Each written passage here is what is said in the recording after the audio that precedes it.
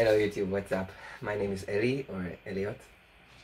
I'm a non-binary trans guy, for lack of a better word, better term. And if this is the first time you've been to the channel, allow me to quickly introduce myself. I've been on testosterone and recording my changes for the past 4 years. And I have recently had a double mastectomy, or a top surgery. And I think this is the first just one-on-one video that I've made since I've had the surgery. So, ta-da! I'm going to take my shirt off, I'm going to show the results and everything. Okay, so let's get started with the super interesting stuff. So I had top surgery 3 months ago, almost to the day, August 10th, 2021. And the surgery was a double mastectomy, so I had 3 nipple grafts, and I did it with Dr. Moscatiello in Barcelona. It cost me 5,000, I think 600 euros the operation itself, and then there was some additional costs. And I am so happy with the results. So happy with it. Okay, let me just take my shirt off and show everybody what it's all about. So this is my chest. This is my chest 3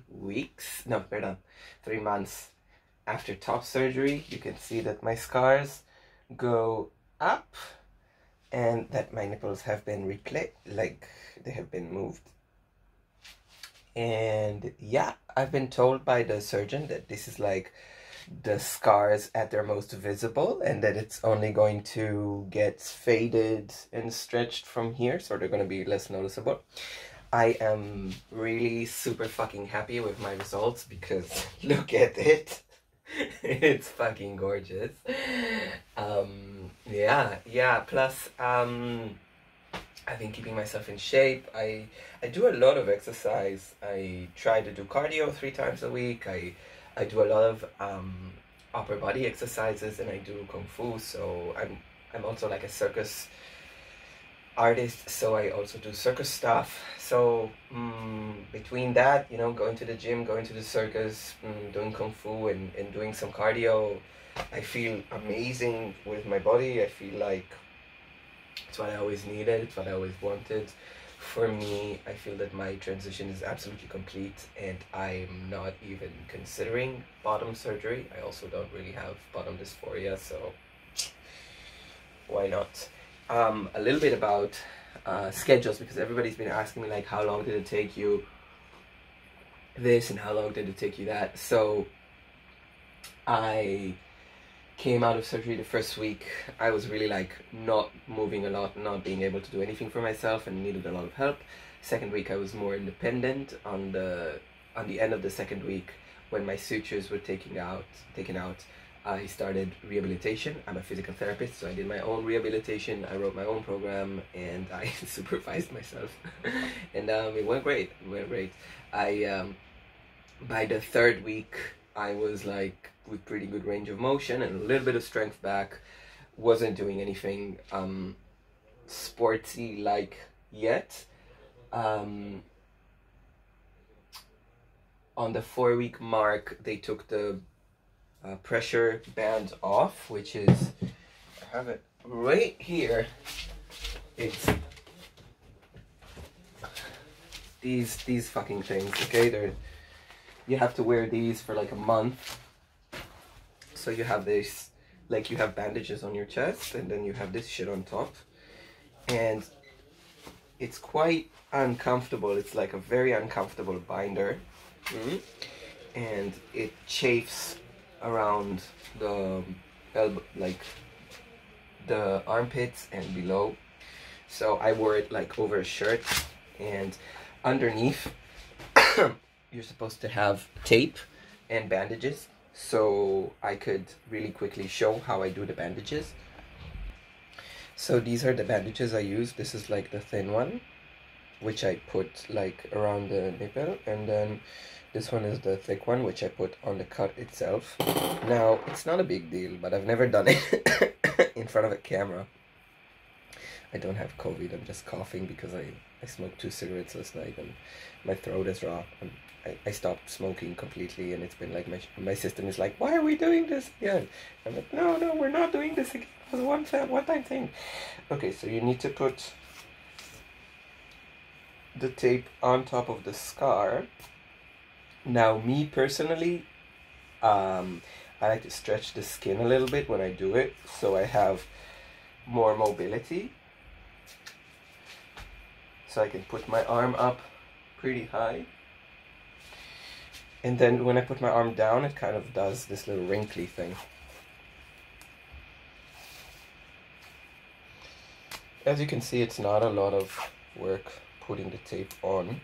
I've been told by the doctor to put the tape on if I'm going to have a workout, and since I'm going to work out today, I thought like might as well use the video to do this. Now with the nipples it's kind of funny because you have to do a little square around them.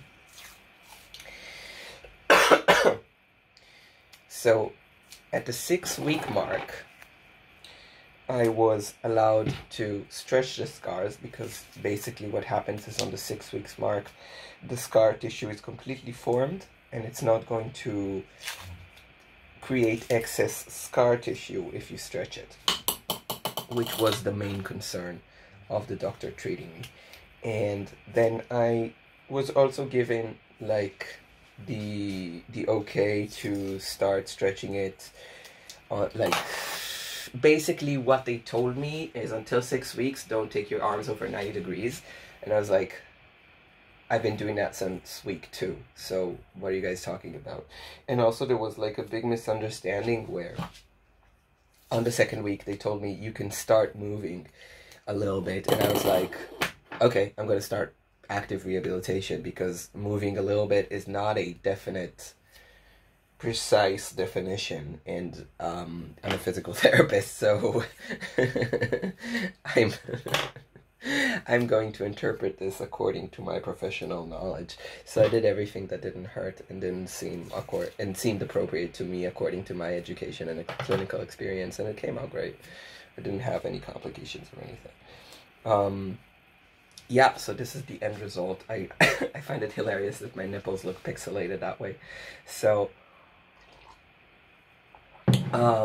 at week 6, I started actively stretching my scars, which was basically if I do this, I still have a little bit of stretch, but since it's been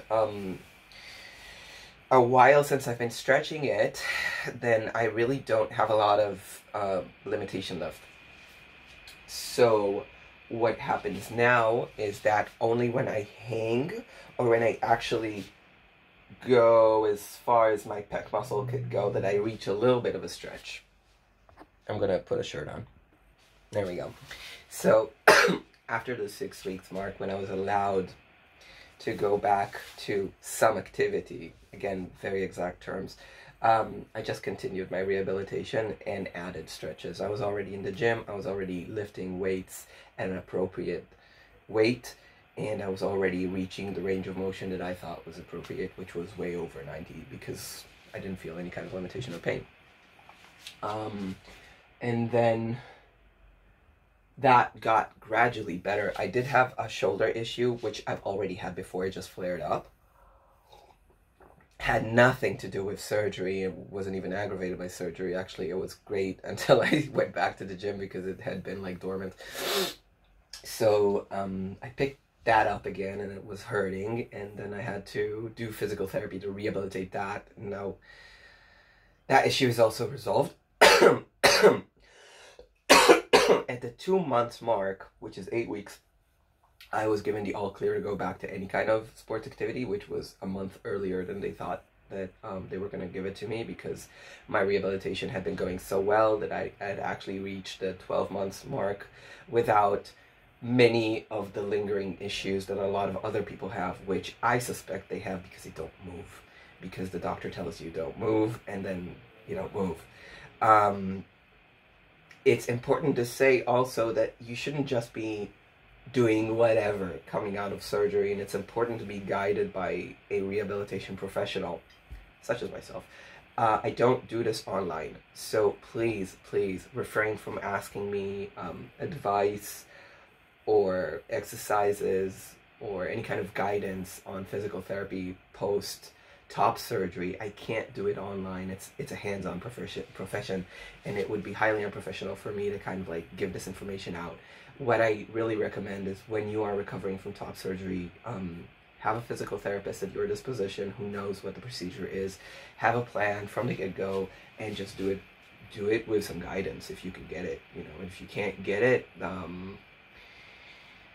then at least try to be as active as you feel safe within the doctor's limitations that you can, because being absolutely still for 3 months is not going to contribute to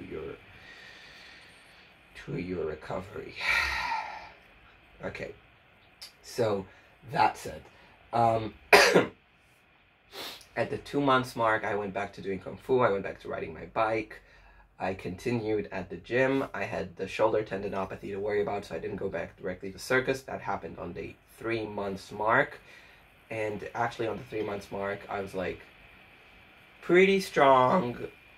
Didn't really notice that I had lost strength. Didn't really lose any muscle mass.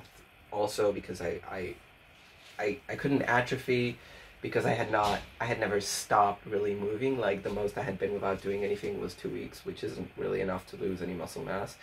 So I didn't shrink. I was a little swollen and a little like fluid retaining from the surgery itself, so I looked like a puff, but I wasn't actually gaining weight. It was just that the body has been through a trauma, which is the surgery, and it needs a while to get back on track and feel great, look great now.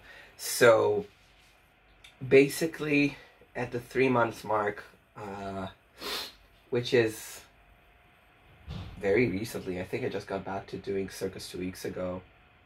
This doesn't make sense. I'm doing something wrong with the... I think I went back to circus at like 2 months and a half, even though I could technically go back at 2 months. And at 3 months today, and I'm already back to circus. Never mind. Anyways, I'm happy. I'm good. I've been wearing like white shirts only since I did this, and it's fucking amazing. Okay, so that was the technical side of it, and I'm going to kind of cut the video short here, and I'm going to do another video about like the emotional stuff that I've been through in the past 3 months, because I think it deserves its own video. Alright, beauties. See you later.